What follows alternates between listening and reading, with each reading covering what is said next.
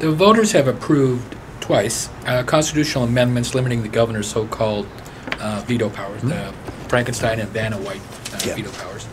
But the governor still has a powerful tool in the partial veto that allows deletions and slicing that essentially gives him the power to create legislation.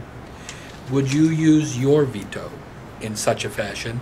Would you support a proposal to limit the governor to deleting only whole sections of bills? Sure. I mean, I have a line on a veto just as powerful as the governor, as the county executive. That's one of the few things that county executives have that are different than anybody else. I use that. I mean, simple to me. Economics 101, government 101 is you use the line on veto to eliminate or lower the cost of something in the budget. That's what I think it should be used for. That's what we've done. I've used the line on the veto 140 times or more, I think, to save tens of millions of dollars for the taxpayers in Milwaukee County. I'll use it 1,000 times if I need to. If it creates legislation by the slicing and dicing, would you still do it?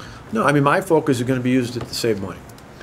I mean, to me, in the budget I present, I'm not going to put policy in. I mean, to me, we should not be having whole-scale policy change. I'll give you a good example. I'd love to see it repealed, but I'd love to see it repealed outside the budget process.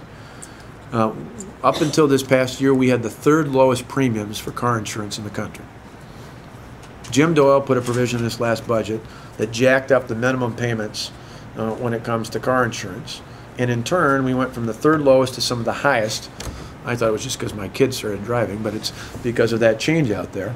Some of the highest in the country. Well, besides the fact I think it's a really bad idea and I'd love to see it repealed, the bottom line is that doesn't belong in the budget. It has no fiscal impact whatsoever. That was a pure payoff to the trial attorneys. That's absolutely ridiculous. To me, and in this budget now more than ever, we don't have enough room, we don't have enough time and enough energy to take on issues that aren't related to the fiscal challenges we face. We should be honed in on things that ultimately apply to the budget and not go straight beyond it.